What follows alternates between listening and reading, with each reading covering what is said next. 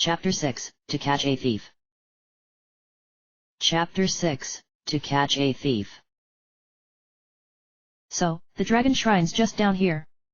Ryu asked as the three adventurers crossed the lava blockage. Bo nodded. Yeah. Soon as I saw that paper of yours, I recognized the description of the place. See that clump of trees over there? Other side of that's the place. Don't know what you'll find there, but... He shrugged. What do you mean? Ryu asked as they rounded the clump. I'll find. He stopped talking. The dragon shrine in front of him was nothing like the image of beauty and grandeur he had always imagined from Sarah's stories. Once, it might have been. But no more. The building was an enlarged dome built along the same designs as the common temple, with a towering spire on top. But the roof had holes, the pillars in front were mostly broken off, and the white marble was a dull gray. You didn't know? Bo asked quietly. It's been like this as long as our clan can remember. No. Ryu shook his head in shock. No, this can't be it. This isn't the dragon shrine I need.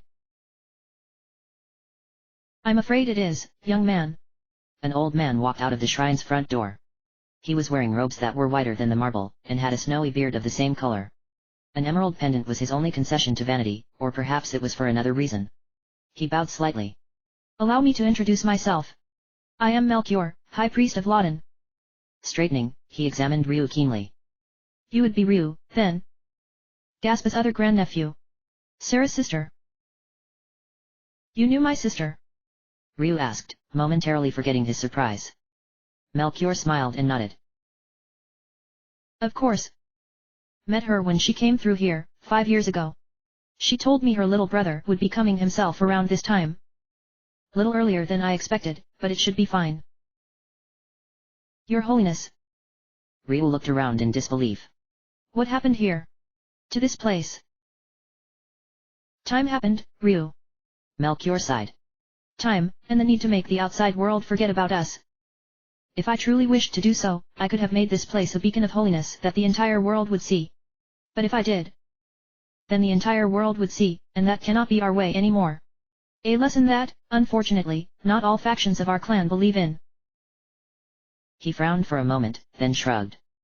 But oh well, now is not the time for discussing such things. You came here for a reason, Ryu. Shall we get to it? Sounds like a plan. Bo nodded and started forward, then stopped as Melchior held out a hand. Ah. I'm sorry, but only Dragon Clan may enter here. The High Priest said regretfully. Lawton's decree. It'll be all right. Ryu assured his friends. Just camp here, all right? I shouldn't be too long, and we can get going towards the south tomorrow. Well. All right. Nina smiled. If whatever this is will help you thrash dark dragons, go ahead. But we'll want an explanation when you get back. All right, all right. Waving, Ryu followed Melchior inside the dragon shrine. The main portion of it was a hallway, with a door on either side halfway down. Ryu didn't inquire about either, he simply followed the high priest to the end. There, on a raised level, was a statue of Lawton. But even as Ryu approached, it shimmered and became the familiar spirit of the dragon god. Hey. Ryu blinked. But I'm not asleep. Am I? Lawton threw back his head and laughed. No, Ryu. For this, I appear personally before all dragons. Which you are certainly not. Are you prepared for the test? I am, Your Holiness. Ryu nodded. What must I do? Combat, Ryu, against one who attempted this and failed. Lawton's smile vanished. And if you lose, you shall become like him. If I let fear govern my actions, I never would have left Trojan. Ryu drew his sword. I'm ready, Your Holiness. Bring forth your challenger. Lawton nodded in approval towards Melchior, who raised a hand. As you wish. Come, Talon. A blob of darkness appeared over the high priest's head, and out from it with flapping wings flew a hideous gargoyle. Grey and purple reptilian skin covered a thing that seemed to be all ripping claws, curved beak and bat-like wings on a lanky frame. Talon's your name, hey? Ryu swung his sword, clipping a lower claw. Well, nothing personal, but looks like you won't be needing it after today. Shrieking, Talon returned the sentiment by diving downwards, clawing at Ryu's face. The light dragon attempted to block it with his shield, remembered that he didn't have a shield anymore, and cursed as the claws closed on his raised arm. Beating at Talon with his sword made the gargoyle retreat, hissing, but red marks all down his arm still bled. Cursing, Ryu moved forward on the attack. Talon simply flew up over him and came down on Ryu's back. Fortunately, the light dragon had been expecting this, and he whirled quickly, slicing open a gash on Talon's chest. Howling, the beast retreated into the air, then dived down like a hawk, closing with Ryu up close. Ryu began hacking wildly with his sword, even as he felt the gargoyle's claws rip into him again and again. They were too close now, both knew if they tried to retreat, the other would finish them. Blood poured out and coated the floor, it seemed the slashing and gouging would go on forever. Finally, one form collapsed with a hissing sigh, never to move again. Ryu leaned on his sword and winced. Sorry. Looks like I did a number on the floor. No, that's quite all right. Melchior laughed. I'll clean it up. This place doesn't have to be in that bad shape. All right. Ryu smiled. So, when do I? Whoa. He straightened up, eyes blazing. Right now. Lawton smiled as he watched the young light dragon transform. Ryu hunched over, then howled as his skin became pale, almost white-blue scales. His arms and legs shifted positions slightly and grew claws, and bat-like wings sprouted from his back. His face bulged outward, becoming an almost beak-like snout filled with sharp fangs, and a pair of horns sprouted from the back of his head. Its form was round and its eyes cute, but it was obviously very dangerous. Stretching his long neck upwards, the dragon whelp howled, releasing a blast of frigid air towards the spire at the top of the shrine. He then turned back to the dragon god and high priest and smiled sheepishly. Sorry. Couldn't resist. It can be a bit of a rush. Melchior admitted, remembering his own pilgrimage. The ice whelp, I see. Interesting. What's so interesting about it? Ryu stretched his head around to inspect his wings. Well, you see. You will be able to assume 3 whelp forms. Fire, ice, and lighting. Melchior explained. Whichever of these a dragon clanner assumes at first after completing the trial reflects the state of his soul at the time. Hey? Ryu blinked. Oh, that reminds me. Talon. Was he a light dragon? Before, I mean. No, he was a dark dragon. Melchior replied. Why? Ryu smiled. It was not a nice smile. Good. I would have felt bad about killing a light dragon. Melchior and Lawton exchanged a glance. Ice, indeed. Melchior shook his head. Glad I'm not a dark dragon. He'll change. Lawton assured him. Well then, Ryu. There is one more thing you should know. You can revert to your normal form at any time. But afterwards, you will be quite fatigued, and will likely not be able to do much until you get some rest. This will lessen eventually, but right now. Well, be careful. Gotcha. Ryu nodded. Lawton smiled, then returned to being a statue. Melchior handed the ice whelp a slip of paper. What's this? The directions for the next shrine, of course. Melchior explained. Would you like a drink of water of life? There's a spring in the west room. No, thanks. Ryu shook his head. I should go out and see how the others are doing. Doubtless rather surprised by your little display through the windows in the spire. Melchior joked as he accompanied Ryu out. The ice whelp winced. There are windows up there? Hoops. Okay, what's going on here? Nina yelled as soon as she saw somebody start to emerge. Ryu, you are. She flew into the air, startled, upon seeing the ice whelp. Chill, guys. It's me. Ryu smiled, then looked at Bo. Put the arrow down, already. It's not necessary. And how was I supposed to know that? The forest clanner asked, dropping the weapon. All right, you done in there? Ryu nodded. Good. Then come on, the campfire's cooking dinner. And we really need an explanation now. All right. Ryu sighed, grabbing something meaty that smelled good off a roasting spit. We're called the Dragon Clan. What most people think of when they hear the word dragon is a big flying reptile like this. He indicated himself, then shrugged. Well, maybe not so much the big part yet. Anyways, how it goes is when we turn 18, those of us who want to go on a pilgrimage to Lawton across the world. There are 3 shrines that have to be visited in order. At each one, there is a test. Completing it will unlock the power of the dragon. Basically, being able to turn into big flying reptiles. Presumably, the next shrine will give me stronger forms. And the third, to the ones that make it that far, unlocks their true, unique dragon. If you do that, you're either a priest or priestess of Lawton. Wait. Bo blinked. So that old guy who performed Terry and Amelia's wedding could probably have wasted the entire town in his youth. Ryu nodded. Yeah. I'm not anywhere near that state yet.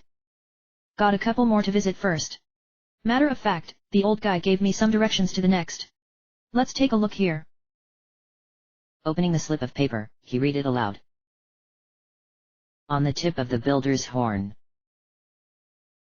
Southwest of Demon Bird Pines. Look carefully for the second of the great and mighty dragon shrines. I don't suppose you know where this place is either? Nina asked Bo hopefully. The forest clanner shook his head. Afraid not. No clue. That bit about the Builder's Horn makes me think it might be in the Builder clan lands, but I can't think of much else. Well, it's not like we need it right away. Ryu grinned, looking at his claws. This may not be town wrecking level, but I'd hate to be the next dark dragon we run into. I don't know. I think it's kind of cute. Nina smiled mischievously and began scratching the ice whelp's chin. Hey, what? Oh. Oh. Ryu stopped protesting and closed his eyes. Nina giggled and used her other hand to scratch his horns, and Ryu actually smiled, leaning slightly back. Bo coughed. Look, you two. Could you at least wait until I'm asleep before starting this kind of thing? That brought an end to it. Ryu and Nina instantly separated, the Wing Clan princess blushing. I'd better change back. Ryu said, his scales darkening slightly as well. He concentrated, and the ice whelp shrank, becoming the familiar light dragon youth. He immediately slumped onto the ground. Whoa. Ugh. They weren't kidding. That packs a punch. You okay? Nina asked, concerned. Ryu waved her down. Nothing a good night's sleep won't cure. Just some exhaustion. It's customary. Yeah. We should be thankful whoever designed that transformation put clothes into the Formula 2. Bo grunted. That could have gone badly otherwise. Although some people might think differently. Enough, already. Nina rolled her eyes. Come on, let's get some sleep, then. Even using the cave tunnel under the mountains, it's a bit of a hike to Oria on the other side. Alright, we turn left here. Bo directed them through the cave tunnel. We're just about there. What happens if we went straight? Ryu asked. Dead end. Recently, yes. Bo nodded. Used to go to a nice little inlet, but the way caved in. Shame. Ah, here we are. They emerged out into the light of day, and Ryu stopped in his tracks, staring. Oria was a city famed the world over for its vast wealth. The entire city was surrounded by a high wall, with soldiers in red uniforms patrolling it at all times. Aside from the docks on the west side, there was only one entrance. Inside, however, the buildings and even the streets themselves were all covered with beaten gold. The entire city was one huge, shimmering monument to money. Gross, isn't it? Bo made a face. Gives the word ostentatious an entirely new meaning. They have to repaint it all the time, too. Paint? Ryu blinked, and Nina laughed. What, you thought it was real? There's not enough gold in the entire world for that. High Merchant Ross House might be, but I doubt it. Don't tell him I said that, though.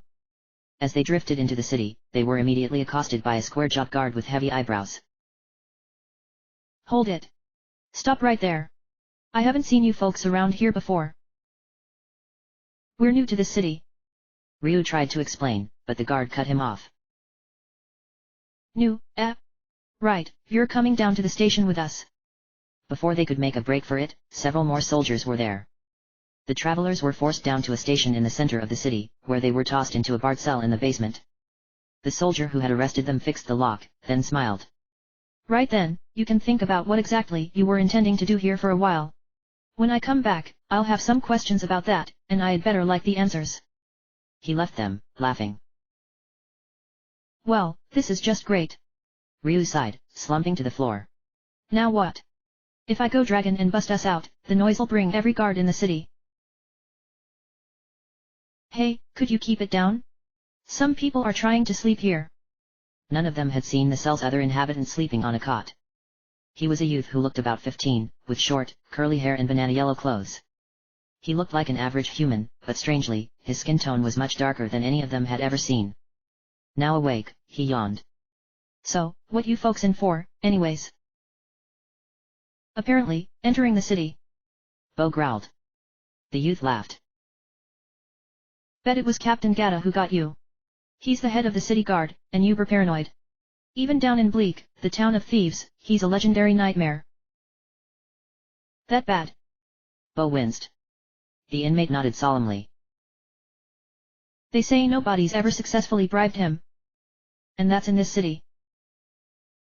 That is scary. Nina shuddered. Yeah. He's proud of it, though. No one calls him captain, though. Everybody puts Zenny in front of his name to tease him about his anti-bribery. Captain Zenny Gata, hey. Ryu shook his head. Well, he got us. We're stuck here. You kidding? The youth laughed. I can get you guys out of here, no problem. Jumping over to the lock, he probed at it with the point of a dagger for a few moments, then leaped back onto the cot as the door swung open. There you go. Try not to let them see you on the way out. He was instantly asleep again. The three travelers exchanged a puzzled glance, then as one, shrugged and left the building. So, where to first? Ryu asked. Nina smiled. Follow me. She led them towards the back of the town, past one horribly overdecorated house after another, until they came to the largest one of all in the very back. On top of it, a long, tall tower rose, and atop the tower was a light so bright none of them could look at it. The light tower.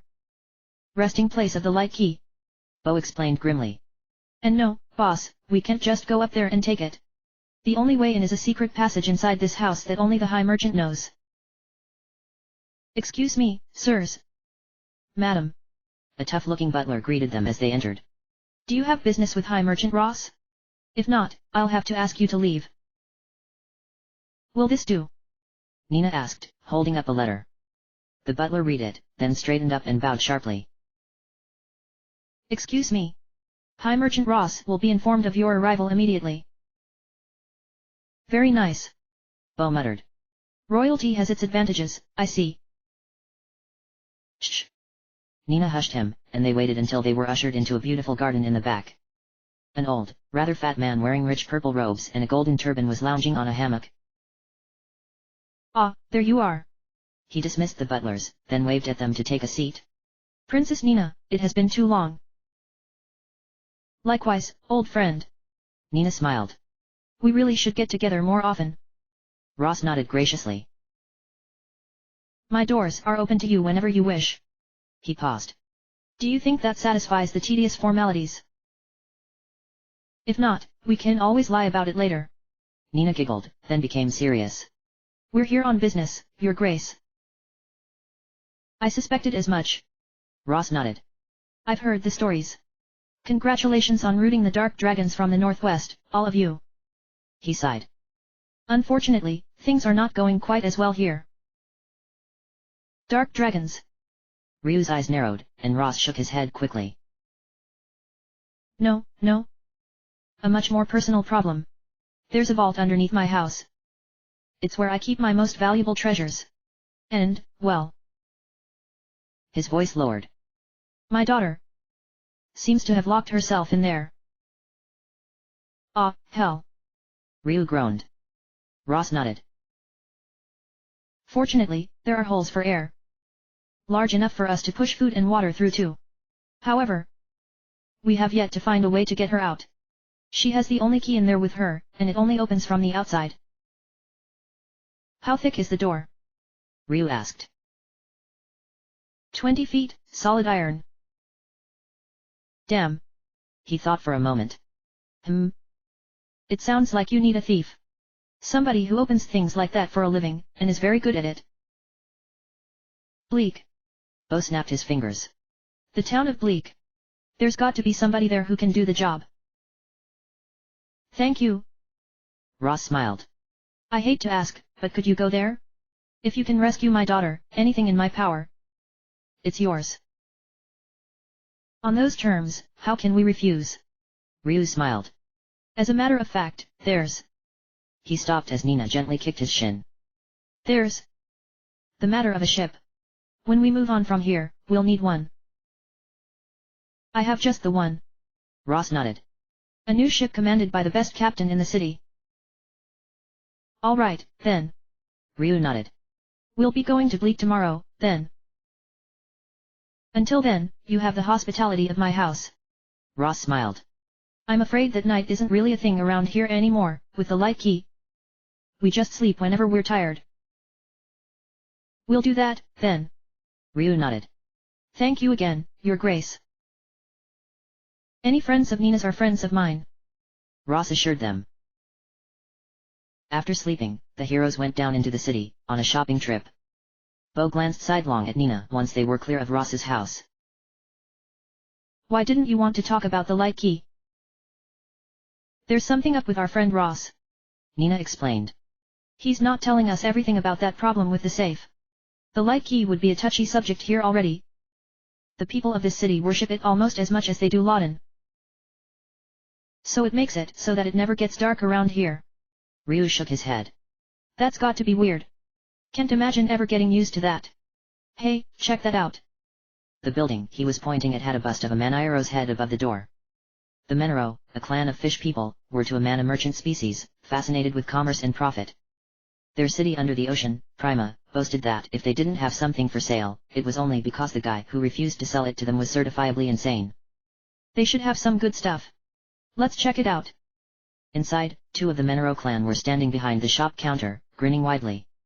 One was green and slim, the other orange and fat. Ah, hello, friends. The green one winked. I'm Nuzi, and this is my cousin, Gobe. Anything we can help you with today? Well. Ryu pointed at a fishing rod behind the Menaros. Could I see that? It looks like a good one. Absolutely, sir. Nuzi handed it to him. Here. Yeah. Been a while since I held one of these, but it'll do fine. Ryu assessed, weighing the rod in his hands. You fish, hey? Bo blinked. Didn't know that. Maybe I should pick up a better bow for hunting, at that thought. Look no further, sir. Gobe handed him one. What do you think of that? Professional longbow, of the type commonly used to defend castles. Not bad at all. Bo nodded approvingly. This and the rod should keep us in food all the way to Bleak fine. Going to Bleak, good sirs. Nuzi grabbed something else. Then you'll need this, absolutely. He was holding a wallet. Before any of them could comment, he opened it, revealing that inside was a complex mechanism. Anybody who grabs it without pressing the bottom, it opens and grabs their hands. The other string ties to a button to keep them from going anywhere. Perfect for prevention against pickpockets and thieves. Now that's a good idea for Bleak. Nina nodded. We'll take one of those, too. Buying so much, why not go all the way? Gobi continued greedily, whisking a cloth off of a stack of gold bars. Look at these babies. Only 65,000 zeni each. They all stared. No thanks. Ryu shook his head. We'll just call it here, thanks. Shooting his cousin a dirty look, Nuzi rang up the bill. It'll be 5,460 for the rod, bow and pouch. Right. Ryu paid the Menaros. Thanks, guys. We'll stop by again sometime. They walked out, and headed for the exit. So, to Bleak? Bo asked. Ryu nodded. To Bleak. Hey, you. A loud yell drew all their attention to Zenigata, who was staring at them. I just locked you all up yesterday. Get back here. Run for it, boys. Nina yelled, and they dashed for the exit, Zenigata howling in pursuit behind them. Some time after Ryu and his friends had left Oria, a ship drifted up to the docks. Its sails bore a black dragon emblem upon them, and on its side was the name Qingkungs. The guards at the dock carefully averted their eyes from it, as they had been paid to do. The ship came to a halt and rested, with no apparent activity. An observer with a keen eye might have detected a flash of movement here or there, but that would be gone almost instantly. At the manor of the High Merchant, Ross was in his garden again. This time, however, he was not happy. He was frowning deeply in worry as he drained a glass of wine, apparently waiting for something. Or somebody. Out of nowhere, he suddenly felt a knife press against his neck and tensed up. He did not relax when the knife was removed and its owner, a stunningly beautiful woman with long blonde hair, walked in front of him. She was wearing military armor and a pure white cloak. "Sorry to keep you waiting, Your Grace," she smiled. Ross forced himself to incline his head. "No. No problem at all, White Assassin. Please, call me Cyril." She sat down in a chair opposite him and took another wine glass without even being asked. "How are things going here in Oria? Commerce doing fine?" "There are no problems with the commerce." Ross nodded stiffly. Cyril took a sip of wine and nodded. "Ah, good. Then, if we can get down to business." She snapped the stem of the glass with a single twitch of her thumb. "Where the hell is the light key?" She was still smiling, but now it was frozen, with all the emotion of a snake about to strike. Ross gulped. That, there are some difficulties with." "I guessed as much." The White Assassin nodded. "Since the light key is not currently in the Dark Dragon Empire's possession as we had agreed upon, I would certainly hope that there were some difficulties. Rather than direct recalcitrance on your part. You are not stupid, after all." Ross shivered. No, I am not. Your analysis on the fate of my city convinced me to aid you, after all. It is in your best interest." Cyril nodded. "The Dark Dragon Empire is going to conquer the world, and nobody can stop it. Oh, there have been some setbacks up north, but those will be rectified in time. Oria is much wiser to surrender its goddess key to the Empire peacefully, instead of forcing us to come here and take it." Ross nodded unhappily. "I am prepared to do whatever I have to in order to save my city." "Good." Cyril grinned wider. "Very good, Ross. You know, there was once a place that thought differently from you. A place in the west that hated the dark dragons, that would have nothing to do with them. Why, they even killed one of their own when she took a dark dragon general as her husband. Do you know who those people were?" Ross slowly nodded. "Yes. The Fusion Clan." "And do you know what happened to the Fusion Clan in the end?" Cyril purred. Ross nodded, shaking. The fate of the Fusion Clan was a tale of horror known to all. "They were massacred. Very brutally so." The White Assassin smiled. "They were all killed, and their home was burned to the ground. I was there at the time, so I can assure you it was very nasty. And so perished the Fusion Clan. Oria will not make the same mistake," Ross assured her. She let one hand stray towards her knife. "Good." Faster than light, she was standing behind Ross, knife at his face. "Because if you do, our war fleet will sail into Oria's harbor and lay waste to it totally and completely. We will knock down the buildings, we will slaughter the people, we will burn everything, and what we don't burn we will crush into gravel. Nothing will remain of Oria but a smoking patch of wasteland. Understood?"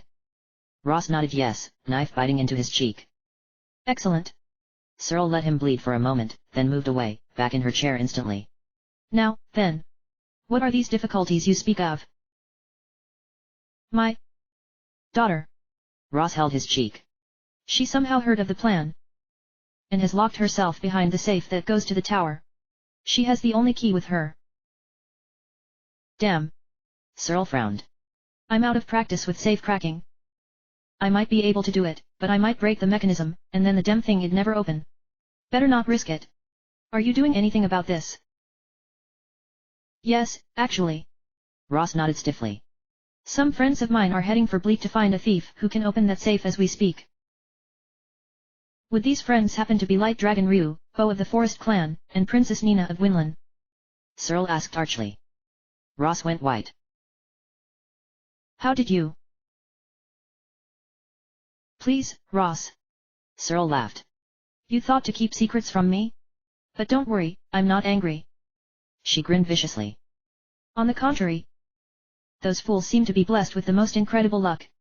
It's very possible that they will, indeed, find us a thief who can get that safe open. Lord knows they've been successful enough in screwing up our operations up north. She shrugged. Of course, after they've done that, they'll go back to being a liability for us. I trust you can arrange to have them suitably disposed of when that happens, Ross. But... Ross started to protest and was cut off. No buts, Ross. Not even one if you want to keep your city and your daughter in one piece. Understood? Why? Yes. The High Merchant agreed sadly. Cyril reached over and gave his cheek a mocking pat. That's the way. You see, Ross, governments can always come to a mutually beneficial agreement if they try hard enough. Keep your mind on what's important. Aurea and your daughter. Nothing else matters to you more than those. Get us the light key, and both will be spared. We'll turn our attentions to the dark key in Bleak, and Aurea won't see so much as a single attack ship. She yawned. Ah well, I should be getting back to the ship. I hope the light key comes to us soon, Ross.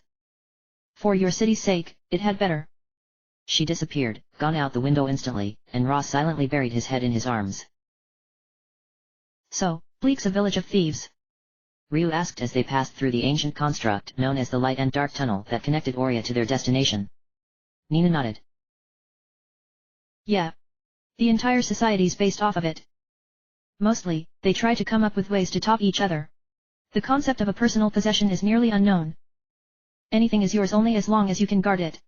Travelers, of course, are fair game, but they'll never kill or take so much that the poor saps would die unless the other guy attacks first. Because of this, they're recognized as a legitimate society by the other lands of the East, and their boss, Elder Kel, is an old friend of yours. Bo guessed. However did you know? Nina asked in mock surprise, then laughed. That won't mean much to the others here, though. We'll have to keep a close eye on our money. And that includes the women, they'll rob you as easily as the men will. Understood? Wouldn't dream of following any strange women anywhere. Ryu assured her. Present company accepted, of course. You're a laugh riot. The princess muttered, leading them out of the tunnel. The land around Bleak was almost the polar opposite of Aurea. It was dark as night, despite being around noon. Let me guess. Ryu frowned.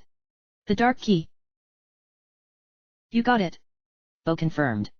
The dark tower's not in the town itself, it's on the opposite shore of that lake. See? He pointed out an edifice that rose from the earth like some long, jagged fang. And no, we can't go in. The tower's locked tight. Maybe the safecracker we find in Bleak will be able to open that too. Ryu shrugged. Nina frowned. Maybe, if we get the Elder's permission. That tower's just about the only place the thieves of Bleak won't break into just for a lark. Even the wildest one is dead sober about the goddess keys. They know what's important. Smart people. Ryu said approvingly. Hopefully we'll be able to get through to them. Here, this has to be the place. Built on the south edge of a lake that was at the center of a valley deep in the eastern mountains, Bleak was a loose collection of buildings whose construction could be described as slapdash at best. The layout seemed designed to provide as many shady alleys as possible, and the streets were filthy. Surprisingly, the people seemed unusually cheerful, whether warming themselves in front of a flaming barrel, sneaking through the aforementioned alleys or just wandering around trying to look more inconspicuous than everybody else doing the same. They had wide grins on their faces. Happy town, I see. The people here have no illusions about what they are. Bo explained. Orions like to describe this place as a cesspool. But if it is, then it's perfectly happy with being a cesspool, and does its job very well instead of trying to be something else. There are worse lifestyles. Nina admitted. Now come on, let's find the Elder. They passed through town, smilingly passing down several offers, from a young man in starry robes who offered to sell the planar sphere to a young woman in a revealing dress who offered to tell their fortunes. Finally, they reached a series of warehouses in the very back. Nina approached one with two men standing outside who bore an astonishing resemblance to the gremlin that General Graham had transformed into. Nina approached one fearlessly and handed him a familiar letter. Could you take this to your boss please? I think he'll be interested in it. The two gorillas looked at each other, and the second one nodded. The first one turned and walked into the warehouse, while the second watched them carefully. After a moment, the first one poked his head back out and motioned for them to come in, which they did.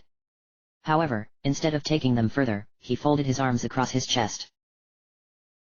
Very well, then. He spoke for the first time. Apologies, but I must take steps to verify your identities before conducting you to my employer. Nina recovered first, ignoring Ryu and Bo's slack-jawed stares. She smiled winningly. Ask away, good sir. Which ruler of the lands of the East did not attend the strategy meeting to discuss the Dark Dragon advance 10 years ago? That would be the chief of Romero. Nina answered without hesitation. Those people up there are standoffish almost to a fault. I think they try to pretend the rest of the world doesn't exist most of the time. Excellent. The thug's granite-like features creased in what was probably a smile. Please, accompany me to the locale of Elder Cal. He took them to a small study in a back room, where an ancient man with skin like an aged prune was calmly doing paperwork without even a hint of difficulty moving. Looking up, he smiled. Princess Nina, it is you. Apologies for Flack's suspicion, but these days, caution is necessary. We understand. Nina nodded. Elder Cal, allow me to introduce my friends. These are Ryu of the Light Dragons and Bo of the Forest Clan. Of course. We know all about your adventures. Cal grinned. You three are quite the heroes down here. If anybody took some of your money, they'll be waiting outside to give it back to you when you leave here after word spreads.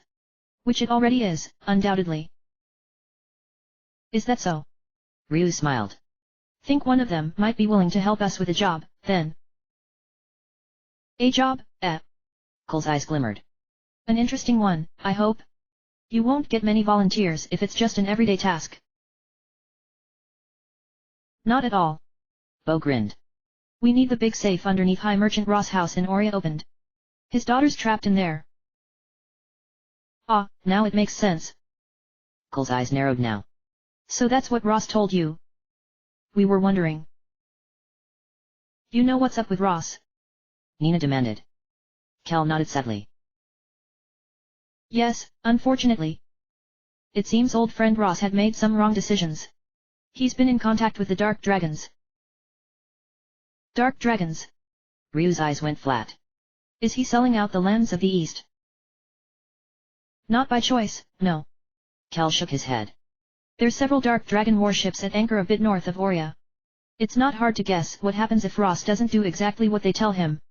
They want the light key. The safe. Bo snapped his fingers. The secret tunnel into the light tower. It's there. Exactly. Cal nodded. His daughter's smart. She locked herself in there on purpose, so nobody could get the key. He sighed.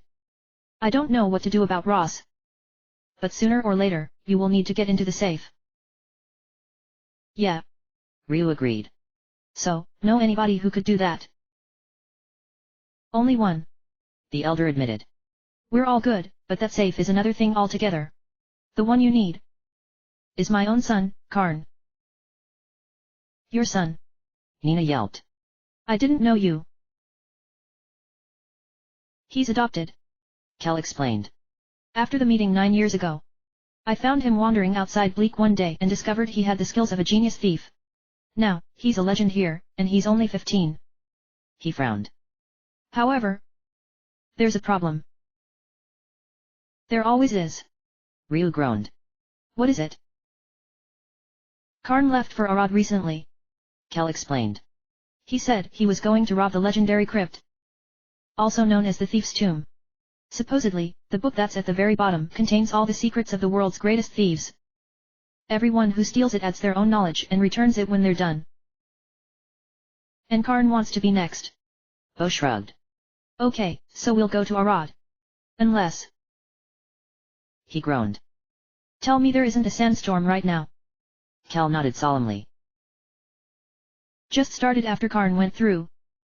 It'll be 2 weeks at least, maybe even a month, before it dies down. And we can't wait that long. Ryu growled. There's got to be some way. Well. Technically, there is. Cal looked uncomfortable. We have a treasure here in Bleak. Or to be more specific, I have it. The sapphire icicle. It's an artifact that, supposedly, can quell sandstorms. However, every thief in town had probably tried to steal it and failed. Nina guessed. So if you just give it to somebody, even us. I kiss my position goodbye. Cal shrugged helplessly. I'm sorry, but unless you can find something of near equivalent value to exchange for it. We might. Ryu thought for a moment. If we could get a big old whopping solid gold bar from Oria. Would that work? Cole's eyes widened. Solid. Yes, that just might. Right, then. Ryu nodded. We'll see what we can do about getting one. Cal nodded back. I hope you can. Until then, friends. Flack the thug showed them out. Once they were outside the warehouse, Bo and Nina rounded on their leader. Are you insane? The princess hissed. Did you see how much those things cost? I know, but what other options do we have? Ryu defended himself. We need that sapphire icicle. Oria's got lots of money. We'll figure out some way to get some of it. I sure hope so, boss. Bo growled, unconvinced. We'll head back there in the morning, then. For now, let's try and find an inn that doesn't look like it'll have rats behind the desk. Alright, let's start thinking. Ryu said as he took a large drink of his beer. The group were back in Oria. Instead of going to Ross again, however, they had found a bar. Coincidentally, there was one on the second floor of Nuzi and Gabas. Apparently, the Meneros were quite successful in their profession.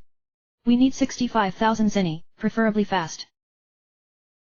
How much did that innkeeper back in Bleak give you to keep quiet when you caught him with his hand in our wallet while we slept?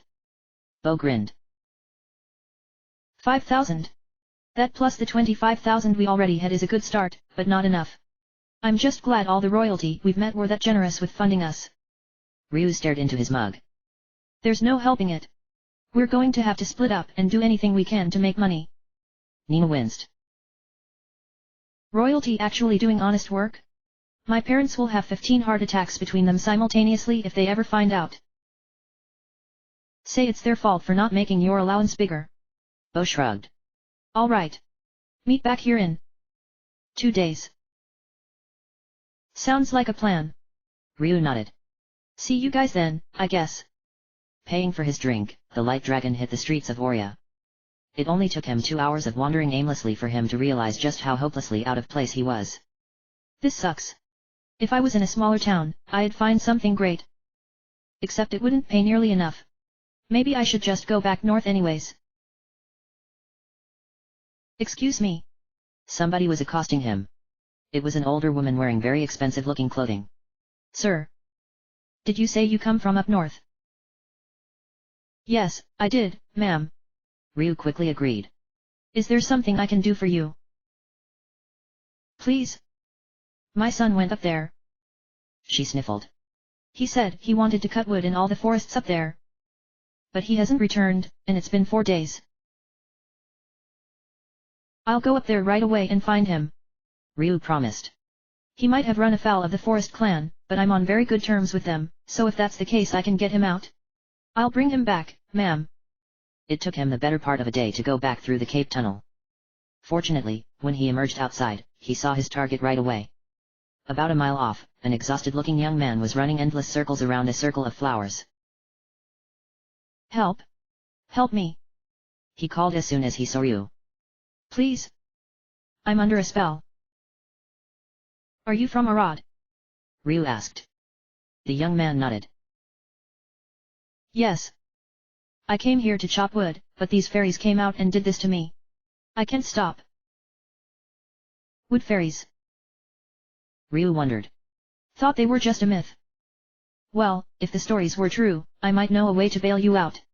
But, you're going to have to promise them never to cut live trees again. Of course. The young man nodded frantically. Good. I'll go see if I can find them, then. Ryu hiked into the nearby woods, and soon located a clearing full of flowers like the ones in the circle.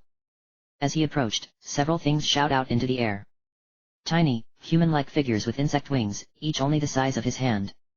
They were all female, with long lavender hair and leotards that seemed to have been made out of red flower petals.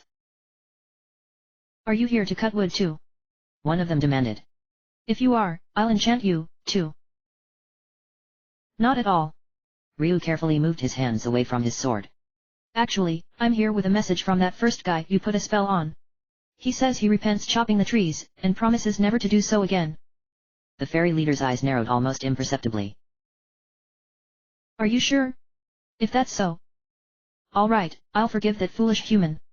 Come on, sisters. You too, light dragon. Laughing, the fairies flitted off into the trees, and Ryu followed as quickly as he could. When he reached the circle of flowers, the fairies were hovering around the would-be lumberjack as he spun in place. Help! The spell! The young man gasped, then fell to the ground. The fairy leader flew down in front of his face. Now you know what you've done. You cut a tree that took hundreds of years to grow. No. The man clutched his head. I won't. Never again. What did you do to him? Ryu demanded. The fairy leader glanced at him. I allowed him to see what the tree he killed had. All of it. He won't be the same. Never again. But it's a good difference. Who knows? Maybe he'll even do things that will make nature thank him before his human life is done. Laughing, the fairies flew off into the trees. Ryu gave the young man some food and water from his pack. Here you go, bud. Have some of these and rest up here tonight, and we'll go back to Oria in the morning. When they arrived in Oria, the young man took Ryu to his house, where his mother was waiting. After a tearful reunion, the rich woman walked over to Ryu. Sir. Thank you. You rescued my son. And now, he even knows what he wants to do with his life. I'm going to be an ecologist. The former lumberjack told Ryu. That's... Well, it's a type of scientist that protects nature. Mom's sending me to Prima to be educated about it. Maybe, someday, I'll see them again. His eyes grew distant at them. The rich woman handed Ryu a bulging pouch. Here, sir. I know it's not enough, but... Ma'am, this is more than I deserve. Ryu bowed. Anybody from my hometown would have done the same. I'm just glad everything turned out well.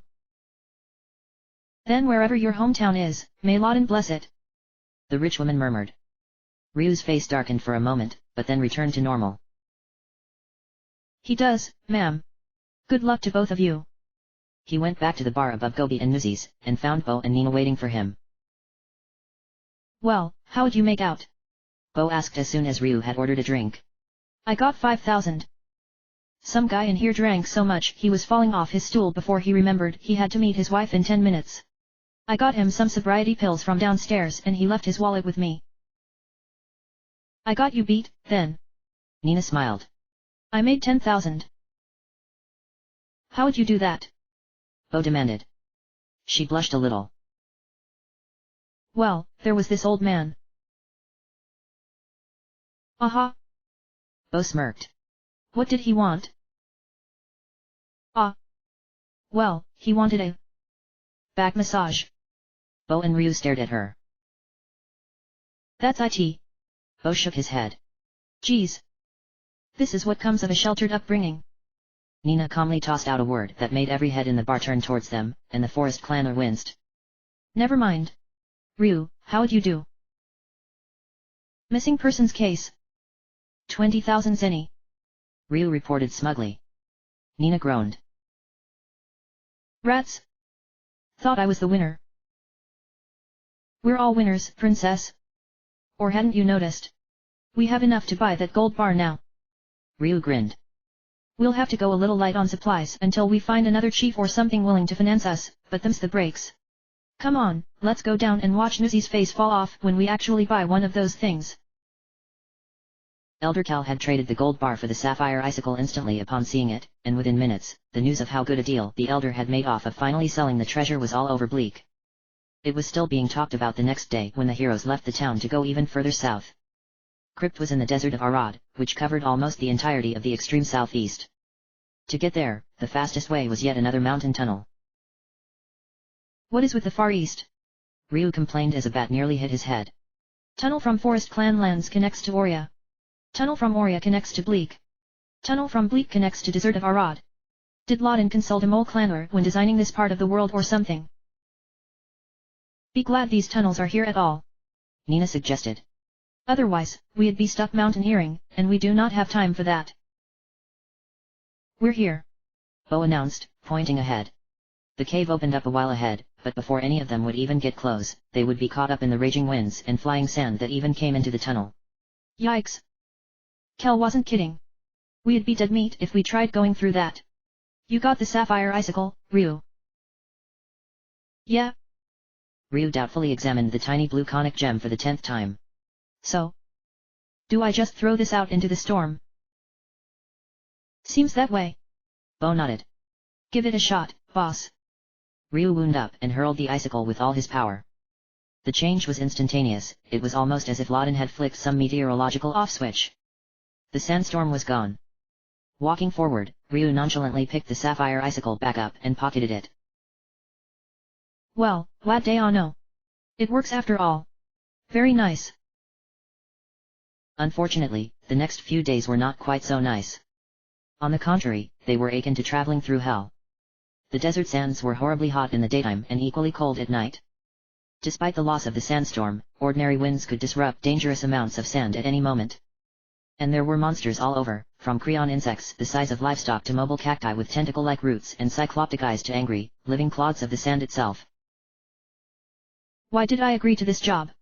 Bo moaned on the 4th day. I should have stayed a pro hunter. This is insane. This is...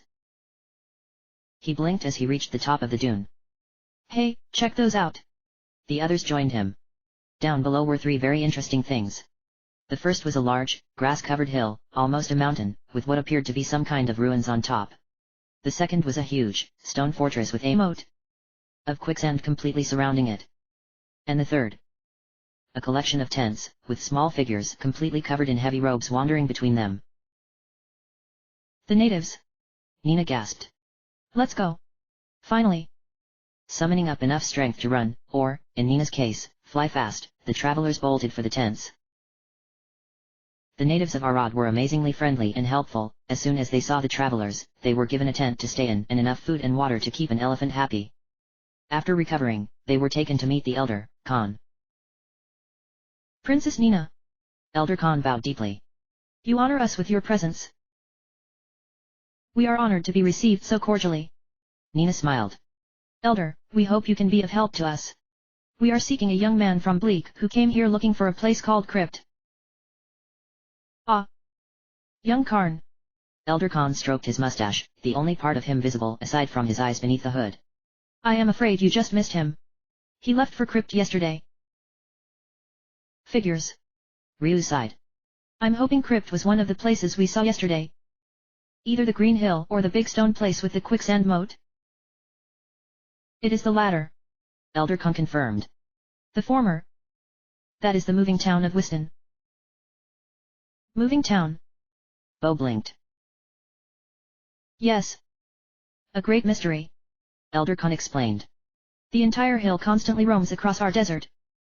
Whenever anybody tries to get close, it avoids them. None have set foot on it in centuries. Crypt, however. Every so often, a thief from Bleak tries to enter. Rarely, one will even make it back. How do they make it across? Bo asked. They attach a rope to a knife, throw it across so that it embeds in the rock, then anchor another knife on the other end of the rope securely on this side. Then they climb across the rope. Elder Kel shuddered. I don't know how they do it myself. Neither do I. Ryu admitted. Well, we're screwed. There's no way we can get across there. Well, Nina could. Any chance you could make it in one of those dragon forms? Bo asked. Ryu shook his head. Those ones, the wings are too small. No chance.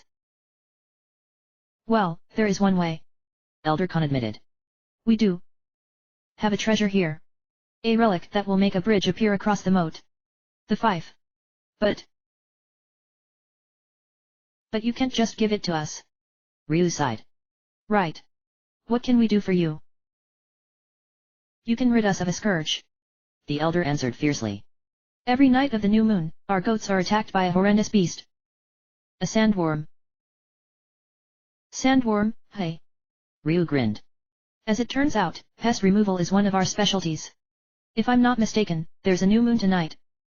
We'll get rid of that thing for you. Do so, and the fief is yours. Elder Khan promised. They remained in the elder's tent until night, relaxing in the absence of the sun. When the last traces of light were gone, the three of them walked outside. So, this thing only comes out of the ground at night, hey? Ryu muttered as they moved towards the goat pen. Sounds like it doesn't like heat. You going to try a traditional fire dragon then? Bo guessed. The light dragon nodded. Yup. As long as it can rip this thing to shreds. Nina shuddered. I've heard about the sandworms of Arad. They're nasty. I feel sorry for those goats. Aw geez, move.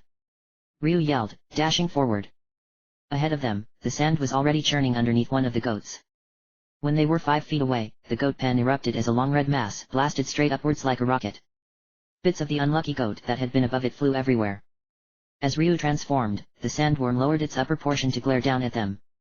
It was mostly composed of warty, pink-red spheres, linked in a chain. The head, however, had heavy purple armor plating. There were no eyes, but a pair of armored antennae swept back from the head, and a fat-lipped mouth gaped full of fangs. Ryu immediately went on the attack, jumping forward and attaching himself to the segment just below the neck. The sandworm hissed, then screamed as he released flames into the wounds his teeth inflicted.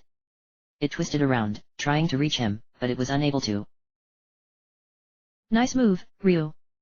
Bo cheered, flexing his arm and causing a flame to sprout inside the sandworm's guts, where the body went back into the ground. Screaming anew, it opened its mouth and spewed a wave of blistering sand at the forest clanner. Growling, Bo stood his ground and fired again. Then Nina drove her rapier into the head right under the armor, and the sandworm decided it had had enough. Howling, it retreated back the way it had come, taking Ryu with it. Ryu! Nina yelled, starting to dash for the hole. Bo held her back. Easy, princess. Could be a trap. But... She started to move forward again, then stopped. A small red dragon had climbed back out. That was a close one for a moment. But that bug won't be going anywhere. Ryu chuckled, reverting to his normal form. You were stupendous. Elder Khan ran up, holding some kind of brightly colored musical instrument. Here, the fief is yours. Take it. Thank you, Your Grace. Ryu accepted it with a weary smile. But right now, we need a bed more than anything. Hoof. Alright, let's hope we just have to play this thing, and that the quality doesn't matter. Ryu commented as they stood near Crypt's moat. I couldn't carry a tune in a bucket. The others nodded in agreement. Putting the fief to his mouth, Ryu blew sharply.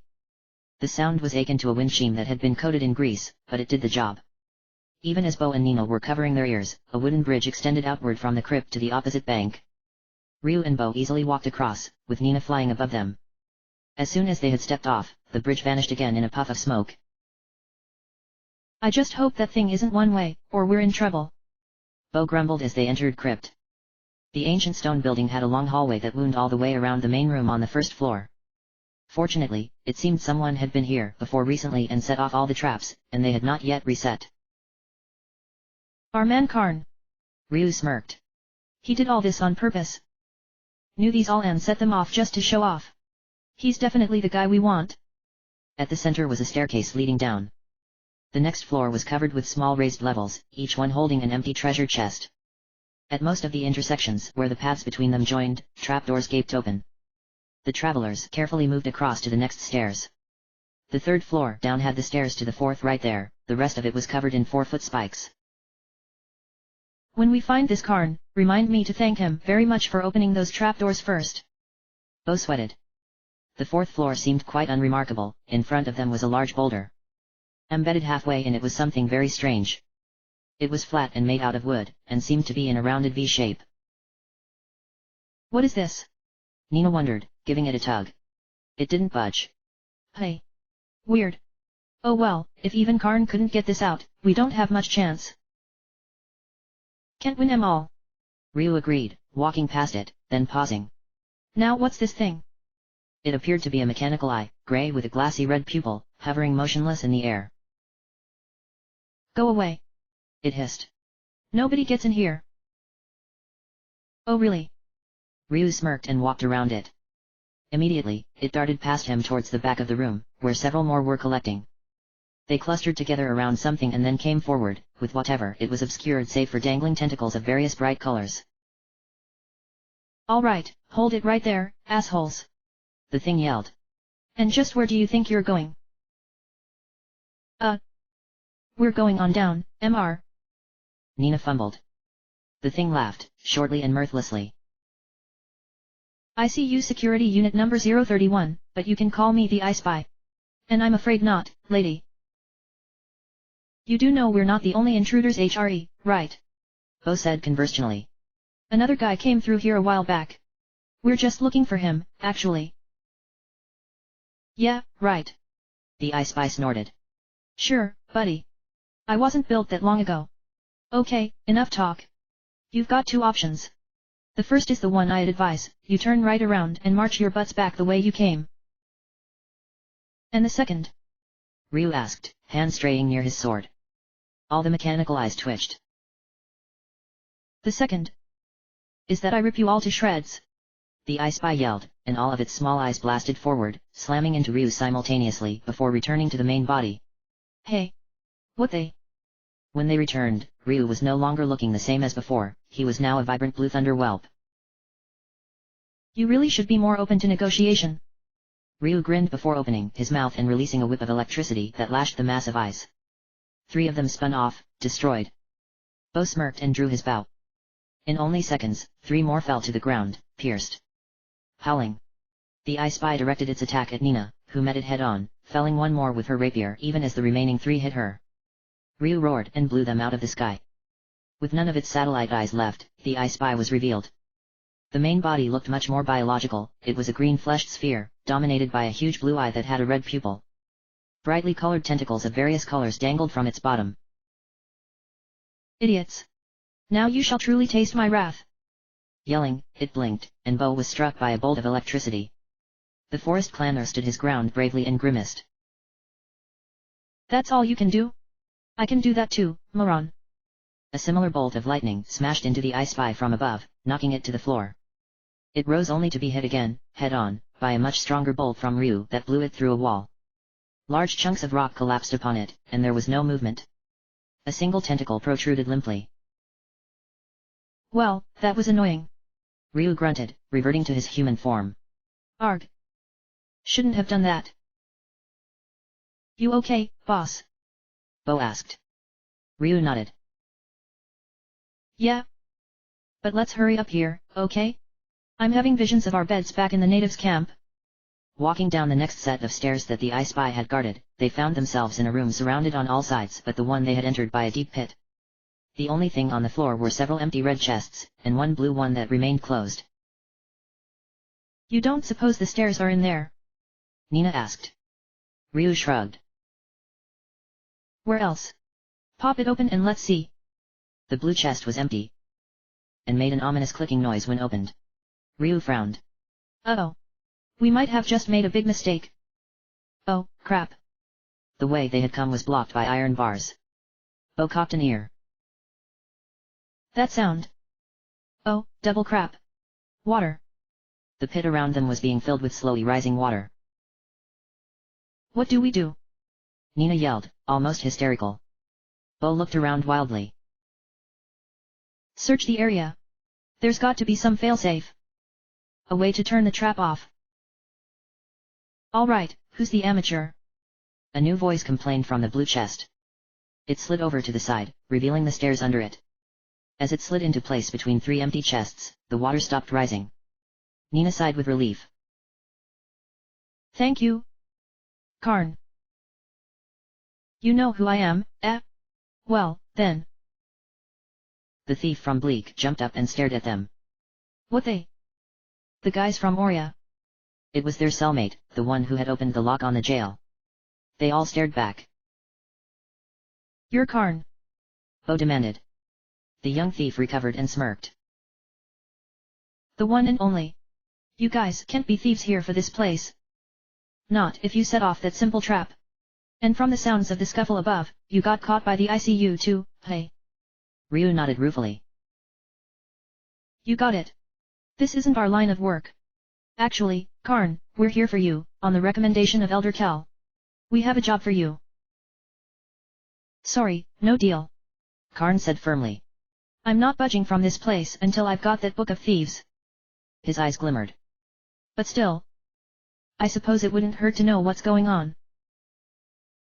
It's the huge safe in Oria. Under High Merchant Ross' house. Bo explained. Somebody's trapped there, and there's a goddess key too. A goddess key? Karn's eyes narrowed. You guys aren't with the Dark Dragons, are you? Exactly the opposite. Ryu shook his head. I'm a light dragon, and we're looking for the keys to keep them away from the Dark Dragons. Ah. Karn looked thoughtful. Well, then, I could probably open the safe. If I had the book. Alright then. Ryu sighed. We'll help you get this book. We're not much at trap spotting, but I can handle that. Karn assured him. Actually, we're almost there. This is exactly where I need guys like you. Come on. Following him down to the final floor, they discovered that there were 12 coffins of solid stone set evenly around the room. Karn pointed at one. Let's start with that one. Now, one of these will have the book in it. Problem is, I don't know which one. So, we'll do it like this. You two big guys, grab either end of the lid and move it. When you do, I'll be looking for any traps, and disarm them before they can nail us. Bird Lady, you're on lookout, warn us if any monsters approach. Ryu and Bo moved into position. On 3. 1, 2, lift. Grunting, they did so. Faster than their eyes could follow, Karn's hands darted into the coffin and came out holding a nasty-looking dart. Alright, let's see. Darn. The coffin was empty. Right, didn't think it'd be the first anyways. Put that back on and let's try the next. The next coffin was empty as well. As was the next. And the next. And every one after, until the last one. Figures. Ryu muttered. Should have known it'd be the last one right from the beginning. Yup, it usually happens that way. Karn admitted, smiling. Ah well, let's open her up. Ryu and Bo lifted the lid, and Karn removed the trap. All four leaned over the casket, looking inside. It was empty, like the others. But there was something written on the bottom. If you have come this far, thief, you need no book. Nothing in this world is safe from you. Your skills are unparalleled. You have conquered Crypt. Well done. Slowly, the four travelers looked up. They all stared at each other with perfectly blank faces. And then, as one, they broke out in helpless laughter.